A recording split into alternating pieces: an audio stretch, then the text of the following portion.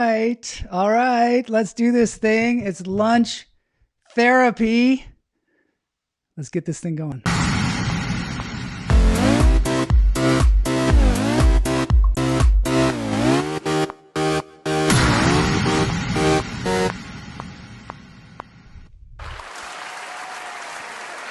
So good to be here today on this Wednesday for lunch therapy number 47. And we are having a good time, and we're going to take in our breaths. Some people, they get here late because they want to breathe on their own or something. But here we go. Let's take it in. Hold it. And let it out. Take it in. Fill up those lungs. And let it out.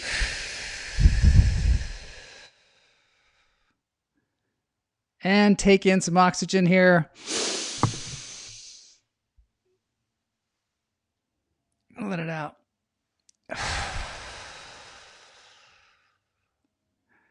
All right, here we are in the most punctual show on the internet. Lunch therapy, noon, every weekday. I'm your host, Joel Marshall.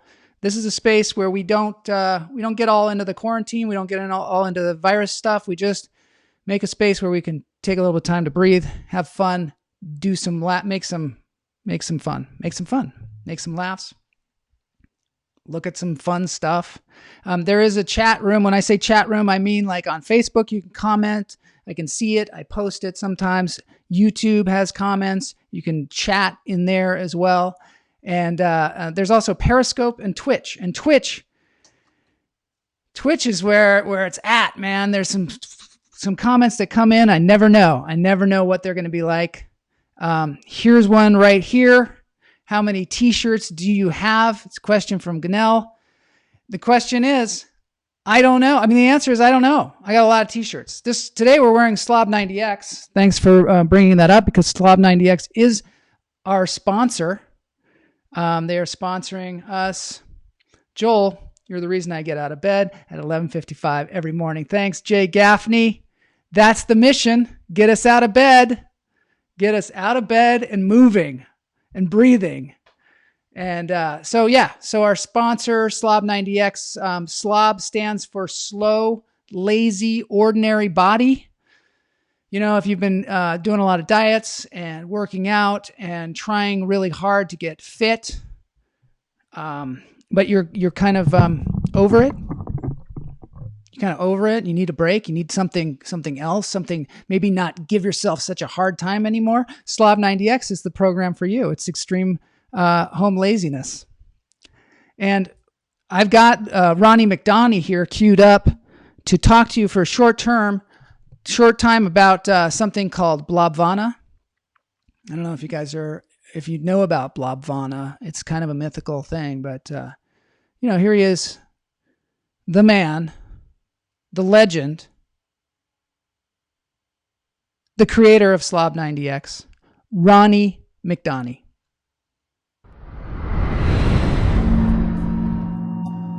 There's an ancient monk high in the Tibetan mountains that has reached an altered state near nirvana, kind of a blobvana, if you will. And there are rumors that he has attained a state of 0 calorie burn. 0 calorie burn. So, couch body.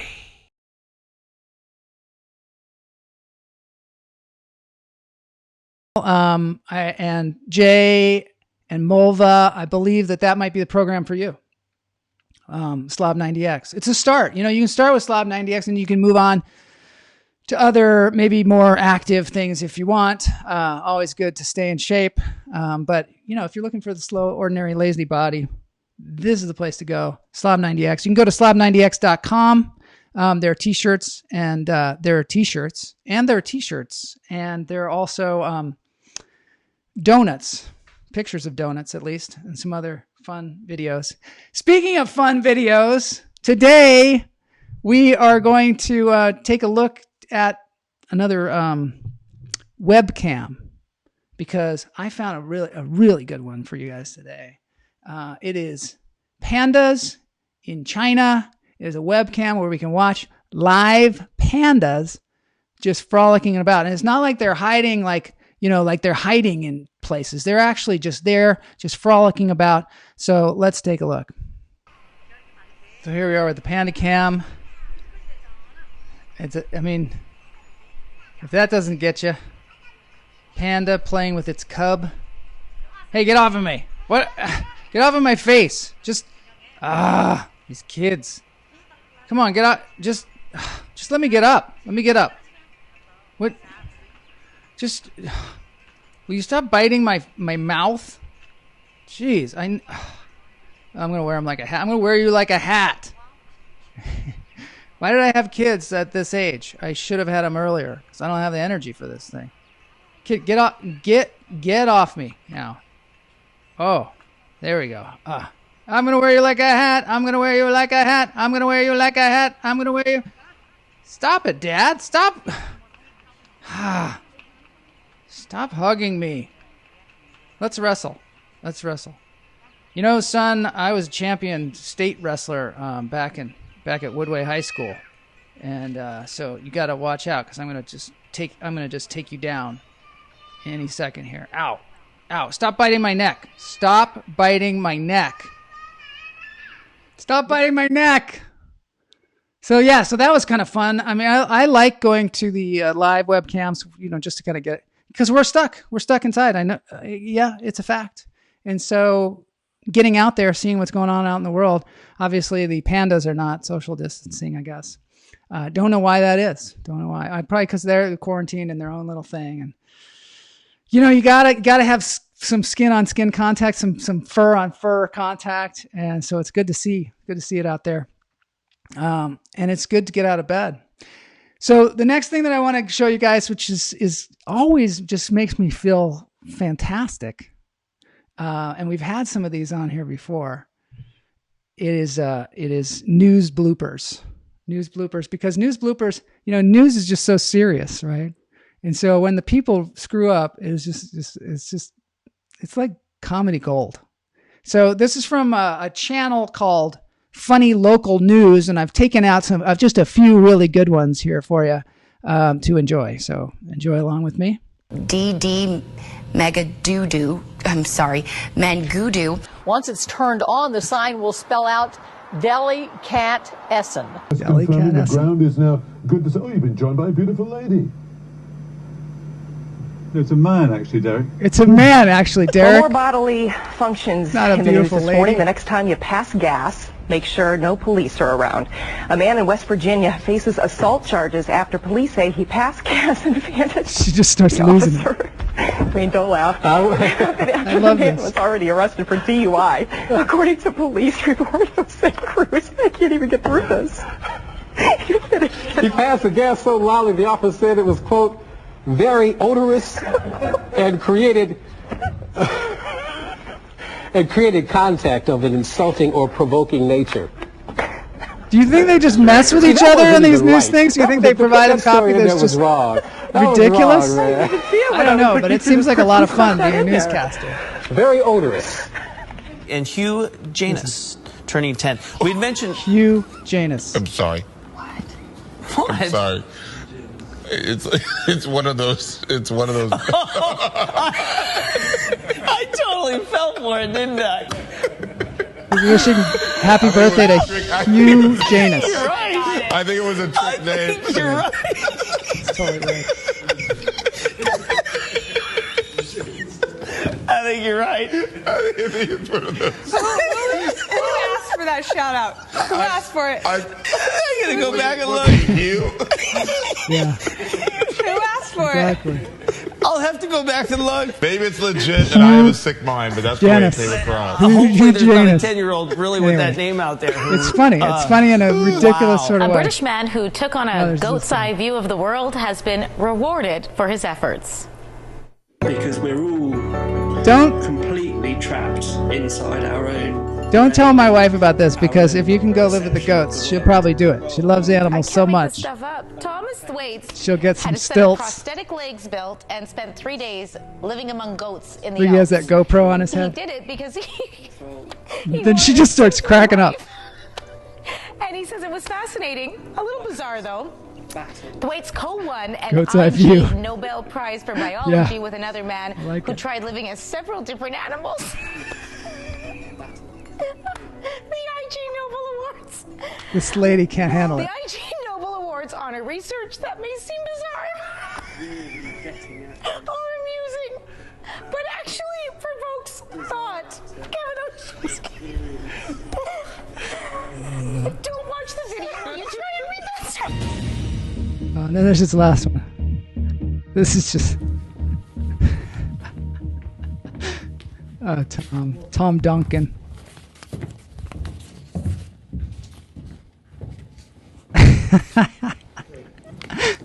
I guess Hello he probably and wishes he was welcome. living with the goats now. All right. Thanks, everybody, for joining me and watching those ridiculous clips. Now for the entertainment portion of the afternoon. I wanted to talk to you guys because there was a request. There was a request from one of our viewers for a particular story. The guy's name is Bob Royce. Bob Royce is somebody that we grew up with.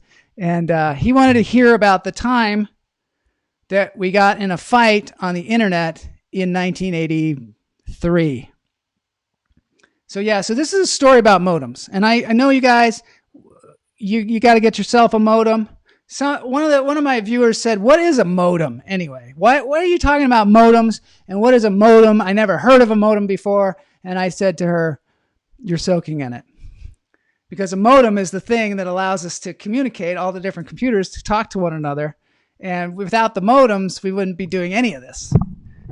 So back in high school, when we were, on our Radio Shack computers in computing class, somebody mentioned a modem.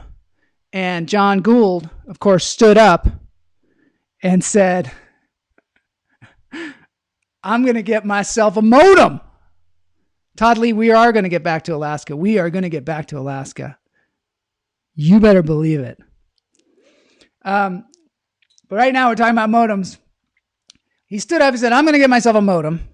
This has become a universal catchphrase that everybody says now. I'm going to get myself a modem. There's even a song about it, I hear. So we all laughed. We scoffed. That's ridiculous. What a weirdo. He's going to get himself a modem. And then I got my first computer, right? My first computer was a Commodore VIC-20. I don't know if you guys remember this, but this was back in the day when they didn't sell computers in any kind of a serious place. They sold them at Toys R Us. That's where I got my first computer. I went to Toys R Us. I got the Commodore VIC-20. I think VIC-20 means that it was 20 kilobytes worth of memory. And that, I got sophisticated super fast on that VIC-20. And I had to get something else. I had to get, there's Sue, she's here. I had to get the Commodore 64, which was 64 kilobytes of memory. I mean, that was a raging machine, that thing. And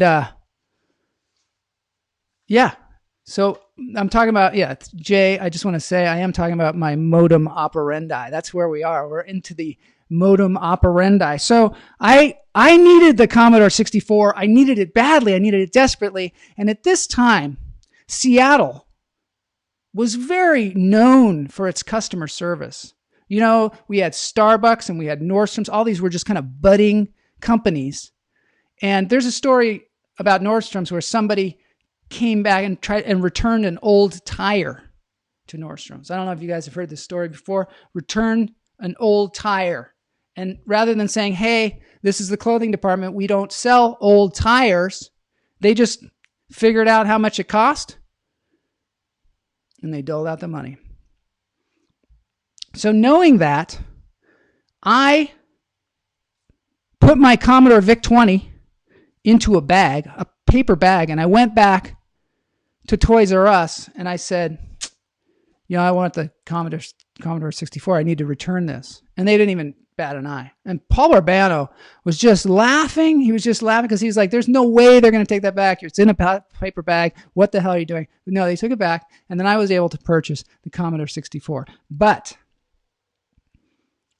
the most important feature that I bought for the Commodore 64 was the modem. So I got my first modem.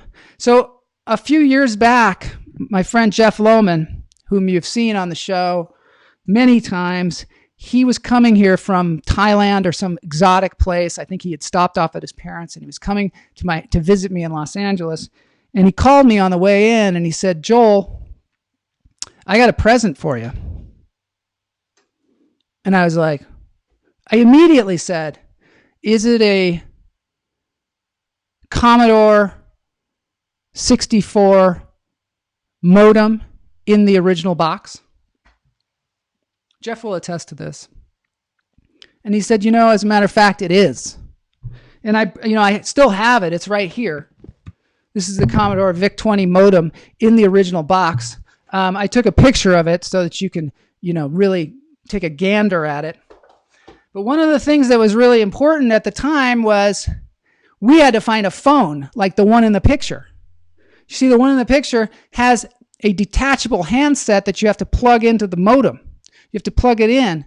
And nobody had a phone with a detachable handset. They didn't make phones like that.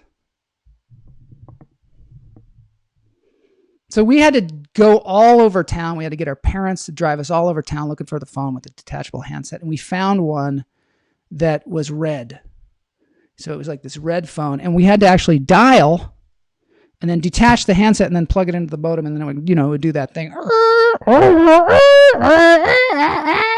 And it would connect to the internet. But there was no internet at the time. What is the internet? What was the internet in 1982? I don't know. 83? Yeah, I've always been the computer guy, Todd. I still appreciate that you let me write papers on your Mac in college. Did I let you? Oh my God. I think you snuck in there and did it. And play the awesome game with the Prince and the Crows. That was a great game on the early Macintosh. So we're kind of geeking out here. Yeah, thanks for the impression. Gonk, gonk. That was the connecting of the modem back in the day. The 56K modem. I don't know if this was a 56K modem. I don't think so. I'm going to bring it out of the box. Just because I want you guys to enjoy it. There it is. This is the VIC modem. It worked for both the Commodore VIC-20 and the Commodore 64. It has the interface and then the place where you plug in the little handset. So what were we going to do, though? What were we going to do on the internet? We had the bat phone. We had the 4.4K modem. What the heck were we going to do? So we connected. You had to dial like a phone number. So we got a phone number, and it was basically, okay, so here's how the internet was. I think it was invented by the military. Al Gore and the military, they invented the internet, and they invented a quick way to talk back and forth. And of course, universities, they needed to talk back and forth. They needed to exchange ideas quickly. So they invented this thing, and it was called a message board. So and then on your screen magically appeared was this message board with all this information, right? And you could type your own information right into that message board. We were kids, I don't know, junior high school, maybe high school, I don't know. We were just, excited that it was a magical thing that we could type on their message board. So what do you say, right? What do you say? Your first communication on the internet. What do you do? Well, Jeff and I were not incredibly bright people. I mean, the fact that we got a modem was probably because we couldn't really program the computer that well, and we would just go to these places where they had programs. It was like a gym. You'd go in there, and there'd be a bunch of smart people, and they'd all have programs, and it was like a some kind of user group, and we'd look at their program and we'd say, can I have it? And we give them a floppy disk, and then they give it to us. And that was the extent of our programming experience. So here we are talking to these college, I don't know, professors or something like that. What do we type? We had friends who were Simon Coleman. He had like a Apple IIe or something like that later on.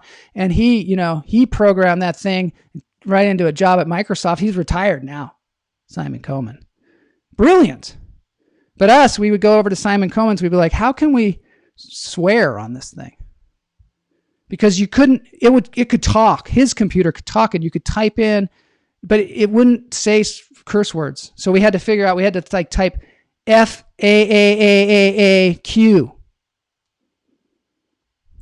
Boomer, right? Not a boomer, a Generation X, Ganell. So we type in FAQ. And so then we'd order a pizza. We call it a pizza place. And they'd be like, we'd have it say, well, I'd like a large pizza, please. And then they would say, well, what do you want on it? And we'd be like, fuck you, fuck you, fuck you, fuck you. Normally we don't swear on this show, but I think it's part of the story.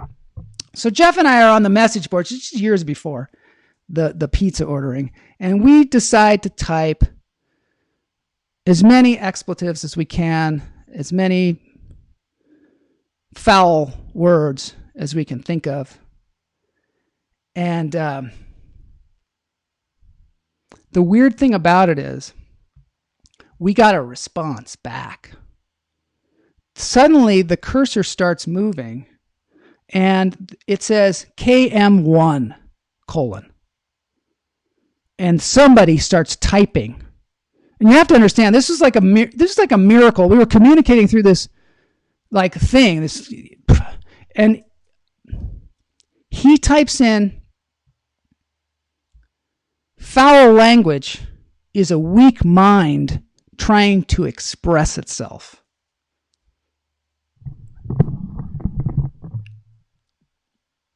I think that Jeff and I were probably not the first, but certainly early on internet trolls. I think that's what I'm realizing right now. So I, we were, and of course, after he said that, we were like, fuck you, fuck you, fuck you. Yeah, more expletives.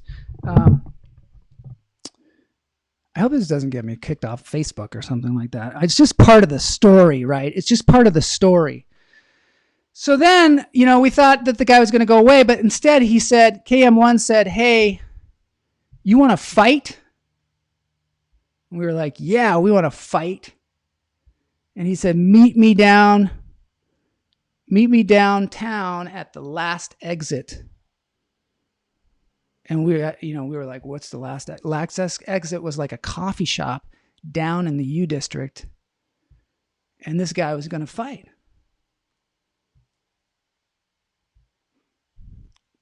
So we put our handset back on our phone and we immediately called up Rob Thal, because Rob Thal was a guy in my neighborhood who, he could drive. He was a little bit older than us. He could drive a car. He was as a result, he was kind of the go-to guy. He ran the whole thing. He ran the whole neighborhood because he could drive. So pretty much whatever he said goes. So we spent a lot of time in his 280Z, like crammed in the back of there. 4 of us. It was me, usually Tracy Thompson, Paul Burbano, and Rob Thal. And we're all like crammed in there. And we're just doing whatever Rob Thal wants to do because he's the only one who can drive. And Rob was weird. He would get on these like things where we spent a lot of time one summer just going around from supermarket to supermarket looking for ho-hos. I don't know if you guys know what ho-hos are, but there's a picture of them. Ho-hos they're like a Hostess delicacy. They're a treat. But they're, at the time, for some reason, there was a real drought on ho-hos. You couldn't find them anywhere. You could find cupcakes. You could find ding-dongs. You could find Twinkies. Where is Tracy? It's a good point. You can find ding dongs, you can find Twinkies, you can find anything, any kind of ho-ho thing, Suzy Q's, but you could not find ho-hos anywhere. So we would drive from supermarket to supermarket to supermarket with Rob Thal looking for those ho-hos. And finally we'd find like one box, like at the very bottom, like the forgotten box. And we'd buy it, we'd take it, and we'd just eat them all. Just hork them down. Rob loved ho-hos, but I think he loved ho-hos because they were so rare. To make a short story long, exactly. To make a short story long, let's talk about ho-hos for a while. So, and then after the ho-ho thing, Rob Thal got really into cherry pie, and he'd go around, we'd drive everywhere looking for cherry pie. The best cherry pie. So we'd be out there eating the cherry pie. So this day, we got in a fight on the internet. We call up Rob Thal, and we're like, Rob, you got to take us down to the last exit. You got to take us down there. And he was like, okay. So we got in the car, and we drove down there to the last exit. And we get right up to the front of the place. And literally, there is a guy standing out there with a stereotypical nerdy guy, like just like right out of Central Casting. He's got his buttoned all the way to the top. He's got a pocket protector with pens and slide rules in there. He's got the glasses with the tape on it, and he's standing out there with his sleeves rolled up, just ready to take us on.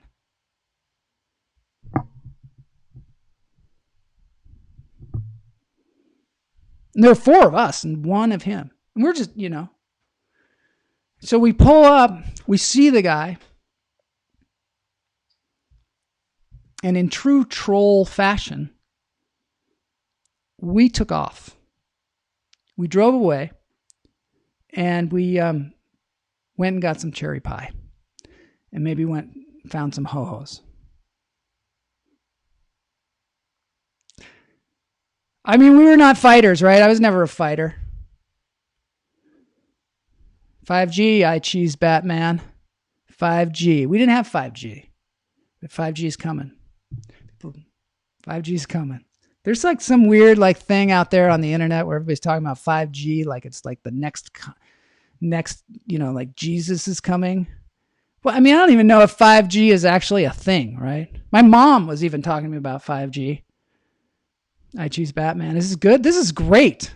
I Cheese Batman. This is a guy from Twitch. Great to have you here. The show's almost over. We only have 2 more minutes. We were telling some great ho-ho stories. I Cheese Batman. Ganell will tell you. Join us here at noon weekdays for some fun times. Todd, point of the story is trolls are cowards. Don't be a troll. This is from Joel the Troll saying trolls are cowards. If you're gonna try and express your weak mind on the internet, you better be able to back it up, pal. And don't fight. Nobody should fight. Nobody should fight. It's really not worth fighting. And if you're going to use technology, use it in a positive way, right? There you go, Todd. There's the moral of the story. And, allow people to use your computer. But don't let them put any liquids near it, because liquids are the death of computers. I Cheese Batman probably went back to watching the girl in the pool. I have no idea what that is, but I guess that's another one on Twitch. There's some stiff competition on Twitch. There's girls in pools and all that stuff. All right, so everybody, I said this last time, but the assignment is to watch the film Better Off Dead. I looked around. The only place it's available is for free on YouTube. John Cusack movie, Better Off Dead. We are going to get back to the Alaska story. Thank you, Todd, for bringing that up. I also want to mention one other person who passed away. I don't know. This is like the show about people passing away, but this is an important one. Florian Schneider of Kraftwerk. I don't know if you guys are big fans of Kraftwerk. This is a real nerdy show today, and I'm enjoying it because I'm a real nerdy guy. And I didn't even talk about spaceport for that long. Come on, not for that long. Okay, so there's the guy, Florian Schneider. He's the second one from the right, I guess, if you're looking at that picture. And he was super, super cool. They are, there's some articles out there if you look around recently about talking about how they had more impact on the music scene, on music and the world than perhaps even the Beatles. Yeah. I want my $2. This is a quote from Better Off Dead. I'm going to watch it again. Hopefully Pam Palmieri, Jenny Sykes are going to watch it. We're going to talk about it next week. Mike Wetzel, I just watched Better Off Dead yesterday. That's awesome. It's one of those, it's like its time has come, right? So today I've given you, yes, the computer love, the modem. I brought the modem. I appreciate you all being here. Computers are for love, not for fighting. All right. So we're gonna roll on out of here with the Kraftwerk song. I'm the operator of my pocket calculator, and just watch him perform a little bit. I have no idea.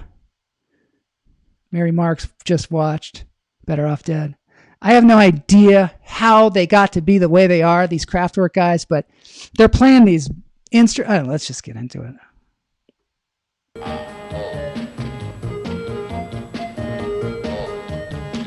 So I don't know what they have in their hands. It looks like a little keyboard. It is a little keyboard. So he's playing.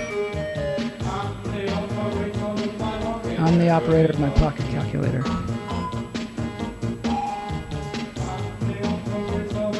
They're German guys, obviously.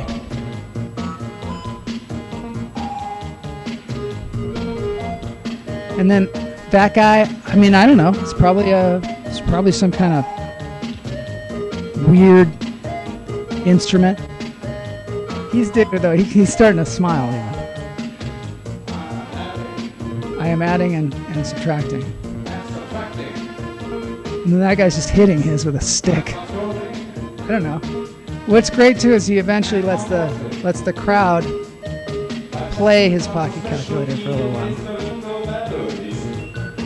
If I press a special key, it plays a little melody.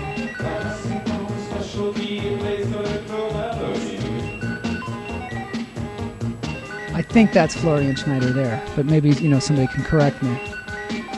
He's pressing the special key and it's playing a little melody. I mean, we got a little bit of time. This is great nerd content. Thanks, Jay. There you go. So you get somebody else to press the special key and it plays a little melody. All right, thanks for joining me today. This has been Lunch Therapy, and don't you forget it.